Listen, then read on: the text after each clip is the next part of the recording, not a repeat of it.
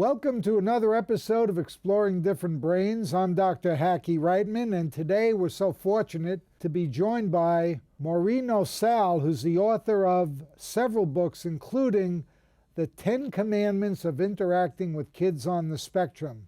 Hello, Mari. Hi, how are you today? I'm doing pretty good, and I'm telling you, I'm excited to be talking to you.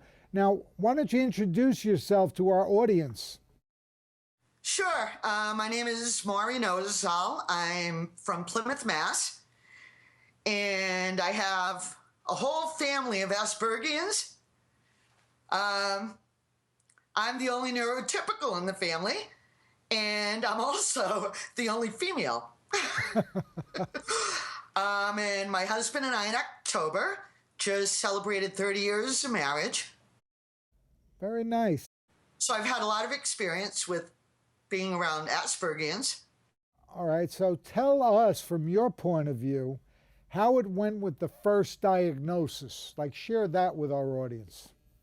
I thought something was wrong for quite a few years.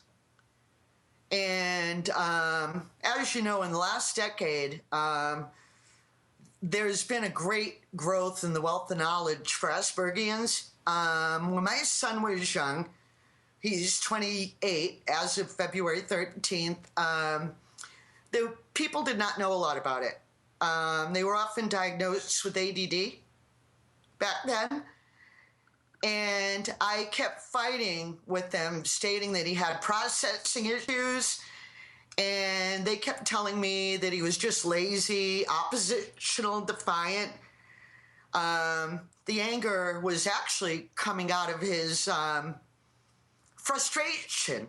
Actually, I used to tell them he was actually being a good boy because he was doing exactly what they told him to be, oppositional. And I fought for years and years and years, literally till he was 15 years old, to get a test. I didn't really know my rights back then. And one thing I would suggest to parents is get on the net and never stop fighting. You have a lot more knowledge than you think you do. And through the net, I found places like the Federation for Children with Special Needs, the Group for Exceptional Children, and they helped me immensely to know what my rights were. I had been asking for testing, and I was told no. Apparently, I was told later on that if you ask for a test in writing, they have to do it in 30 days. And I remember saying over and over again, repeatedly, I'll eat my shirt if he does not have processing issues.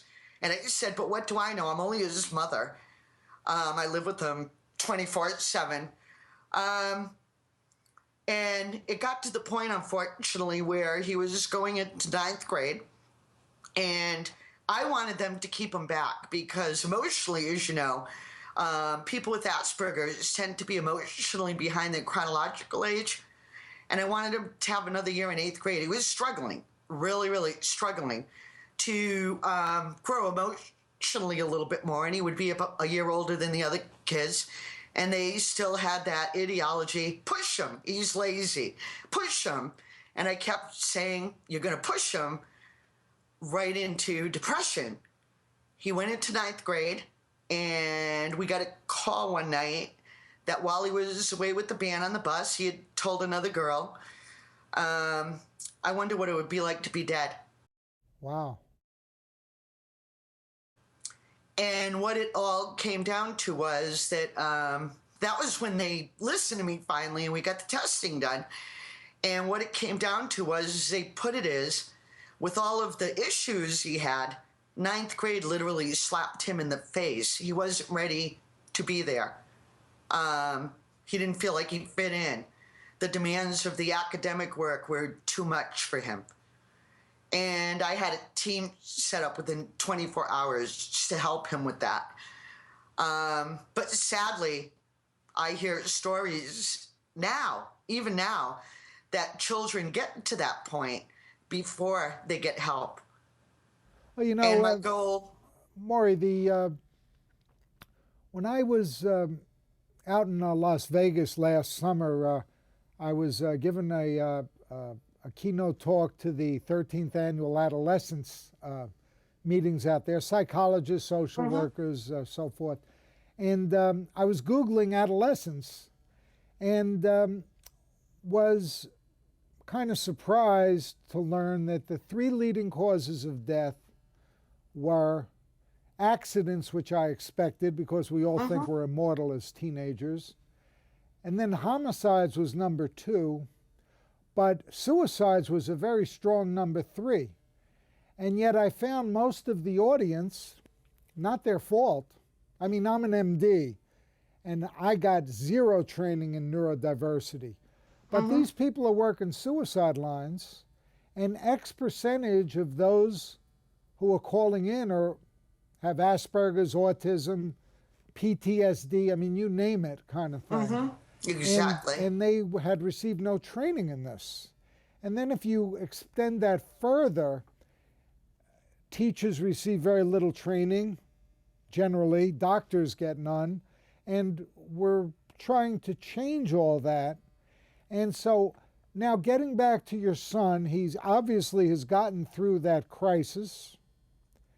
He has. And let's fast forward to what is he doing now? Tell us about him now.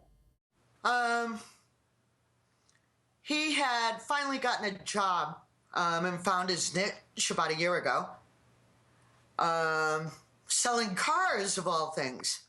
Selling what? Cars. After experiencing many job losses.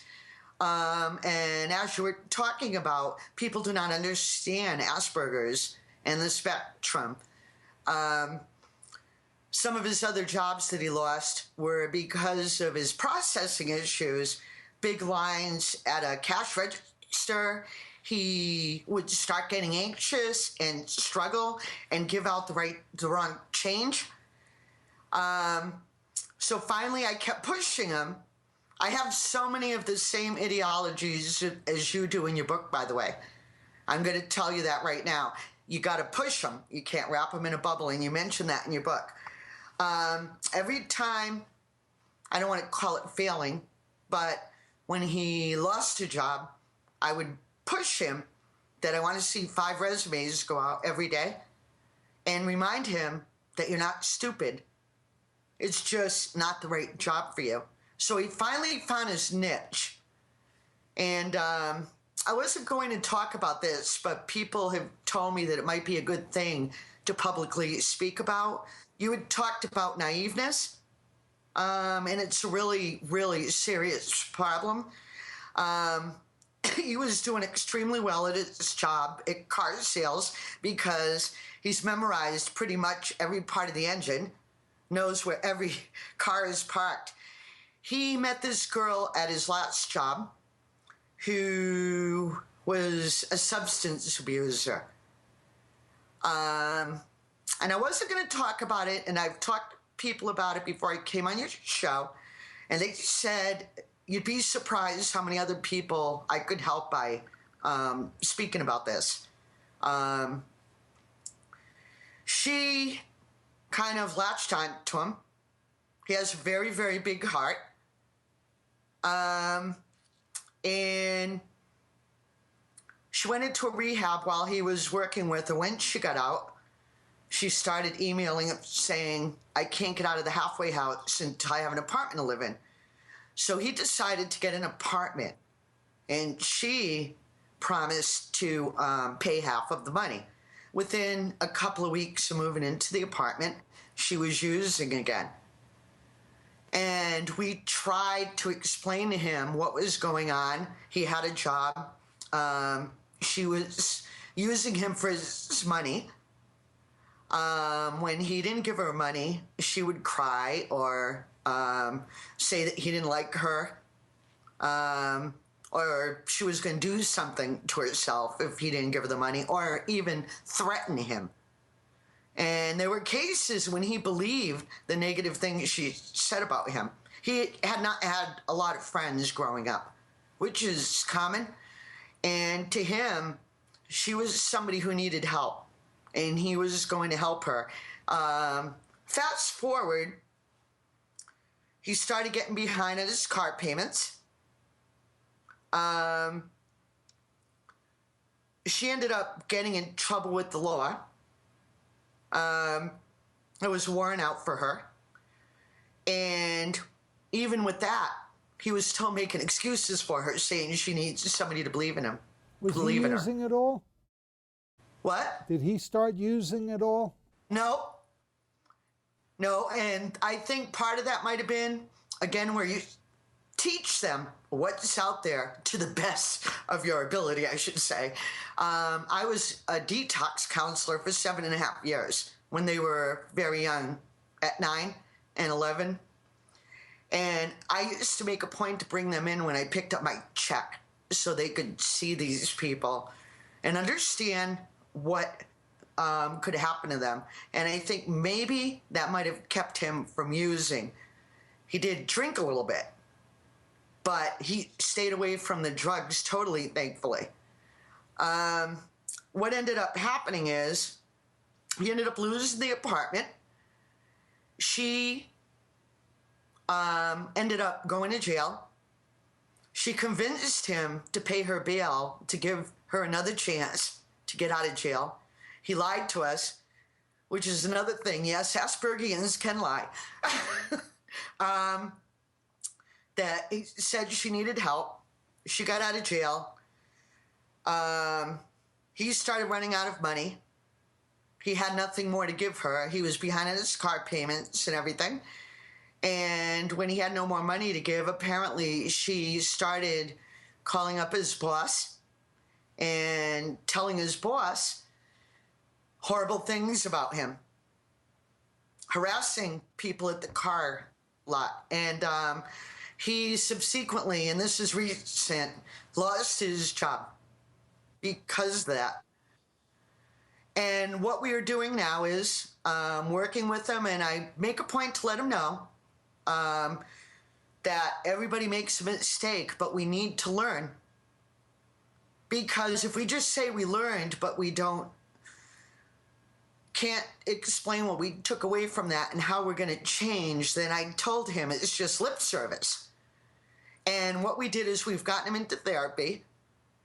And like you mentioned in your book as well, it's so parallel to the way I think in Asper tools. Sometimes a third party is a really good thing to have in their life when you're trying to help them through a crisis, because they're not going to listen to their nasty parents that are a pain in the butt. So he's been going there weekly to learn what manipulation is and being taken advantage of. And the thing is with this, as you also mentioned in your book, I know I'm being repetitive here, but it was just so parallel to the way I think it was incredible. They get to an age in their 20s and they go through something like this, and you know how it's going to end up. But you can't lock them in the bedroom either. As scared as you are, when he moved into the apartment, I gave him a couple of gift cards and, wished him well. And the main point with a situation like that, if any parent is ever in one like that, if you say absolutely you can't see them in their 20s, you can't do that, because you're going to push them totally away. They're going to go. And if they get in trouble, when he fell, he knew he could come back home and that we were going to be there for him because we kept that contact open. I texted him every day, and he was always welcome to come over and visit, so he knew no matter what that he had a safe haven to come home to. Giving them ultimatums can be very deleterious in the end.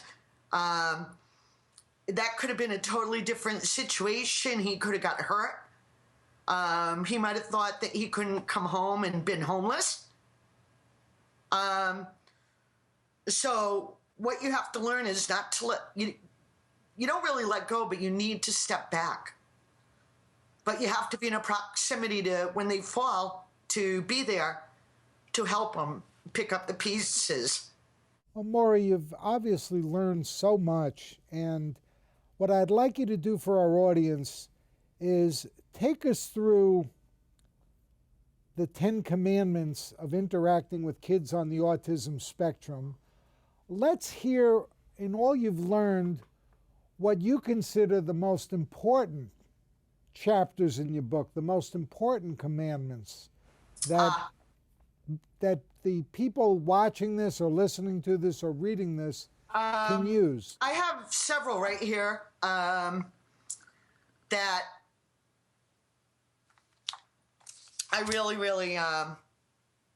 wrote with feeling, kind of a combination of being an educator, working in human service, and, parenting, and being married to somebody on the spectrum as well.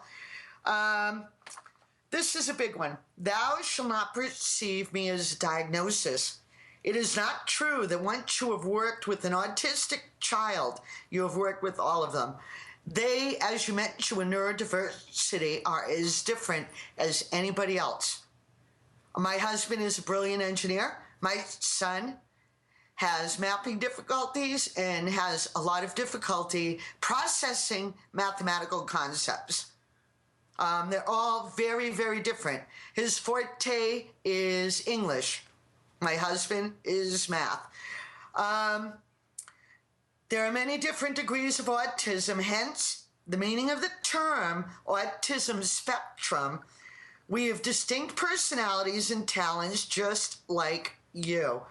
We may present ourselves as nonverbal, verbal, anxious, but we might have an advanced expressive vocabulary, receptive, aggressive. We may be shy, funny, ambulatory, have a mobility issues, even have a gifted IQ or a low IQ. Spend time getting to know me. You may learn to appreciate my talent and the contributions that I can make within the classroom and to my classmates and society. In other words, don't judge me before you get to know me. Ask questions, interact with me. And that was a very, very important one to me. Another one that I wrote because of personal feelings was having my son grow up, and I'm sure you've seen that time and time again where they're labeled as oppositional defiant. And a lot of times what it is they don't understand what you wanted them to do because you did not express it in a way that they could learn and absorb it. I wrote, thou shalt not assume I'm defiant. My ears are extremely sensitive. They could start having a meltdown because of loud noises in the room, lights, a ticking clock could be the equivalent to the roar of a drum in their ears. If I'm sitting at my desk and you give me directives from the other side of the classroom, I may not hear you correctly because everything else in the room is disorienting them. I have difficulty desensitizing myself from a sound, lights. I may be struggling with an attempt to block out the whirring of even a pencil sharpener, ticking clock, rain beating on the window pane, etc. They often hurt my ears and create one jumbled sound because they can't separate all the noises and the activities in the room. It becomes a blur to them. So you went back to school later in life. I did. And what were the courses you took and what made you decide to do that? First of all, because I felt like what we went through was an experience that I could turn into a lesson to help other people in the world that are going through the same thing. My attitude was he got a very late diagnosis, but you can't look back. You only need to look forward. That's basically my lens on how I look at life. So what am I going to do here? I decided with great passion that I wanted to make sure, and a little bit of a utopian idea, that other people never went through what we did and felt like they walked in the dark like we did and never felt like they were alone. So what I did is I went back to school specifically because of my son. And I've often told him, if you did not have Asperger's, I would not be helping all the other people that I'm helping. I went back to school because of you, because of what you went through. And I don't want other people to have to go through what we did. And I let him know that on a positive note. My goal in going back to educational foundations is what it is basically creating the programs. I didn't want to be behind a desk. I like to get my hands dirty. I like to work with a difficult population, and I like to know the names of the people I'm working with. And if I see a problem, I want to troubleshoot and be available to change that problem. And I had differentiated education, which is very important right now. And I think many, many more teachers need to be trained in that, because there's many inclusive classrooms now, and they need to know how to work with a neurodiverse class. As you mentioned, a lot of them are not trained in that. Yeah, and it's not their fault, and that's why we have to make sure they get trained. No, not at all. Not at all. Tell us about your workshops. Basically what I do is varied.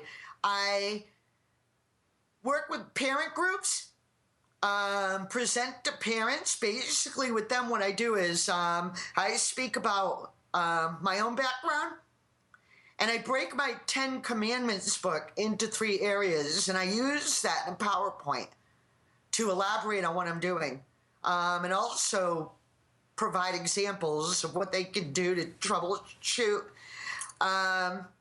So I use the 10 Commandments for parents, and work with parents groups. I've worked with managerial groups in school-age programs, chains of private schools, helping them understand how to work with these kids. And I also provide ways to help them. For instance, if a kid is pinching, they may not understand that they're going to hurt somebody. So I present to everybody a sample of what I call a pinching board.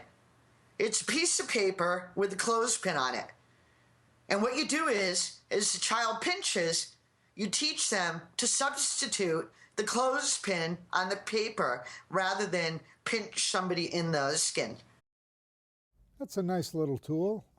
And I also model, I'll get a couple of people in the audience, if they're willing, that have worked with in the managerial groups, if they've worked with children like this, and I'll present an example of how to prevent them from having a meltdown when you're speaking with them in a class, or at home even, for that matter.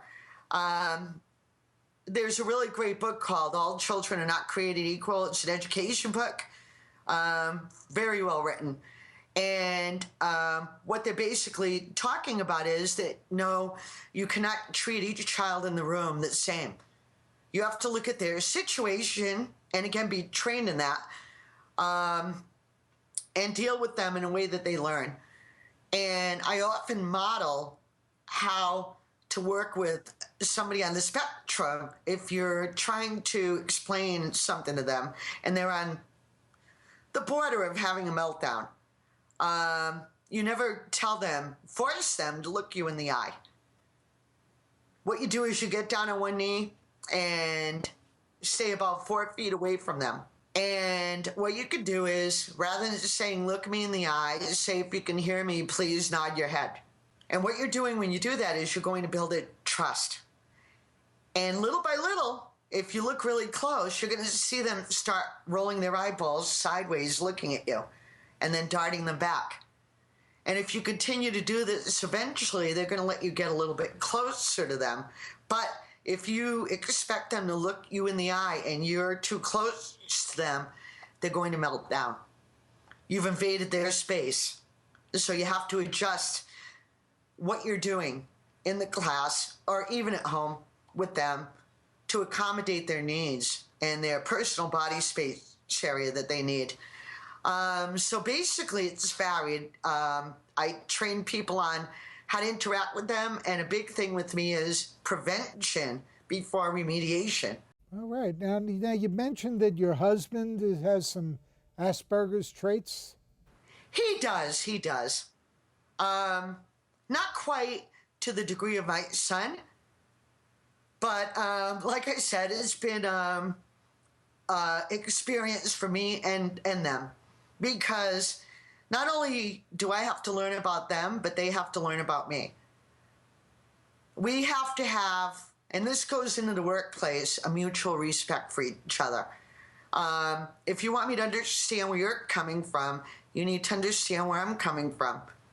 And what I do with him, as well as my son, is step back. I've learned if he's in a certain mood, that he might need half an hour of space alone before we can speak. Otherwise, he might get upset, irritated.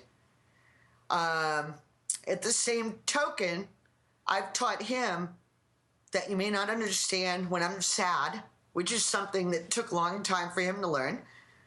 But if I'm having a problem, please come over and at least put your arm around me. So I've modified what I expect out of him. It's been a real work in progress, being the only neurotypical in the house and also the only female. I have my younger son with Asperger's and mapping difficulties, motor skill issues. My husband with, I don't want to say a lower form of Asperger's, I don't really like that word, but he's on the spectrum as well. I have a son 22 months older than my younger one, who at 11 years old came down with a seizure disorder. So, Well, they all go together. And, the way I'm seeing it, Maury, is that we're all on a spectrum, not just a spectrum of autism, that all of our brains are different and all the wiring is a little bit different. And as you were saying before, if you've met one Aspie, you've met one Aspie. And if I've met one autistic, I've met one autistic person, or person who happens to have autism, who also might have a seizure disorder and PTSD and so many other things come into play. And it's almost like a mix and match many times. Very few things occur in isolation. And yet we're kind of trying to make it even one size fits all within the different labels, so to speak. And what we've learned is, as you've pointed out, is it's not one size fits all. And there is a niche for everybody if we look hard enough, for many of us. I remember Rebecca, when she was tutoring in Georgia, my daughter, before she came back here to Florida, she had a student that all the teachers were pulling their hair out with, because all he would do was talk about cars, cars, cars, cars, cars, and he was flunking math and everything. And my daughter started tutoring him and just did all the math problems with cars, and he was getting 100. And then one of the local car dealers there hired him, and he sold 38 cars in 1 month. He just loved cars, loved it. And I think that we as a society spend a lot of time saying, don't do that, be like everybody else, instead of thinking how we can harness that hyper interest in a positive way, earn a living with it, and live happily ever after, which sounds whimsical, but if we try to go with our strengths and try to go with positive energy and try to connect with the individual, we have a better shot. And as you've pointed out today too, that we as parents are sometimes counterproductive because of the very fact that we are the loving, caring parents who are in various stages of, depending on the individual, of ignorance, denial, our own stubbornness. It's going to be okay. We're going to make this work. As opposed to a rather dispassionate third party that will be heeded a lot more by the Exactly, individual. like I mentioned earlier. Yes, as you did, mention. Exactly. Now, how do viewers and listeners find out more about your books and your workshops and about you? People can contact me for workshops on LinkedIn, Okay. and we can take it from there. Talk to them, and then I'll give them my personal email if they're serious inquiries.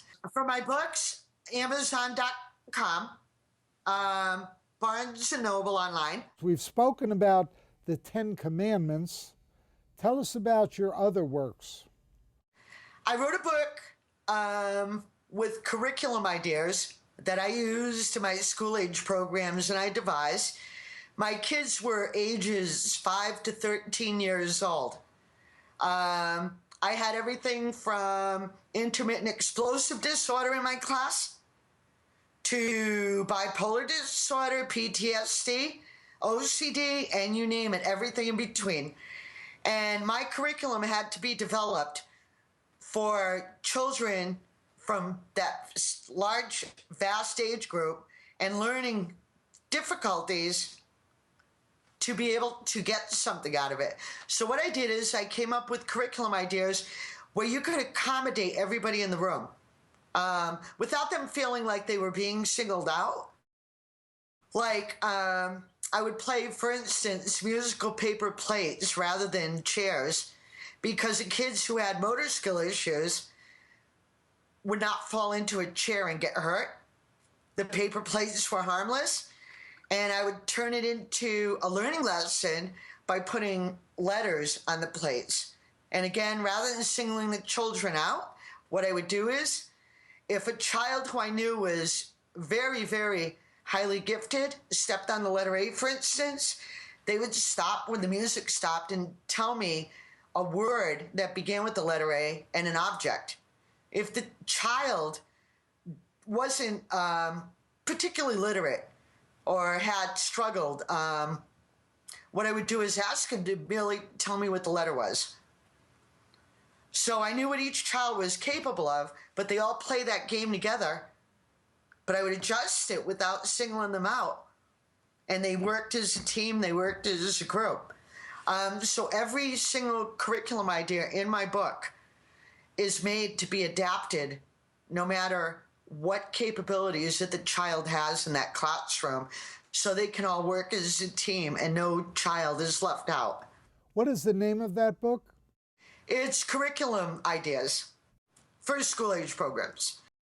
I'm going to be speaking at the American Academy of Orthopedic Surgeons annual meeting.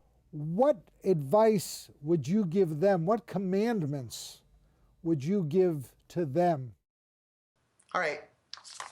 This is a really important one, if you don't mind me reading it, because I want to do it verbatim. Sure. Thou shalt not attempt to fix me. I cannot be fixed. And this is something people need to learn. We cannot fix them and adjust them to the mores and social norms that neurotypicals want them to conform to. We need to learn to adjust to how they think, how they work. This is a phrase I made up. I kind of like I'm really big on making up metaphors. I am not the equivalent of a broken engine in your automobile that merely needs adjustments here and there to run like new. Besides, my mom and dad say they like me just the way I am. Respect me for my gifts and talents that I bring into your class and into society, and I have many. You can help me by teaching me compensatory strategies. You can help me by teaching me to go to a quiet area in the class to read or play quietly when I am overstimulated. At first, and this is the steps done very simply, I may need many verbal or physical prompts in the beginning from you to recognize the signs of overstimulation. As time goes by, I will internalize and crystallize that motor redirection through repetition, and I will go to my quiet place on my own. Remember, and this is a big one, because a lot of times these kids get reprimanded, told what's wrong with them. Remember to praise me verbally. For example, I may love to write. I may have issues with a pencil grip. Holding a pencil makes my hand hurt. Perhaps you could put a gripper on my pencil, increase my grasp, initiative to write, so I do not go on strike during lessons, and praise my handwriting and my efforts as I go along. Well, Mari, thank you very much. This has been a very interesting interview. We've been talking to Mari Nosal, who's the author of The 10 Commandments of Interacting with Kids on the Spectrum. Mari, thank you very much. It's been a pleasure to have you. It was a pleasure. Thank you. We've been talking to Mari Nosal, the author of The 10 Commandments of Interacting with Kids on the Autism Spectrum. For more information, visit us at differentbrains.com.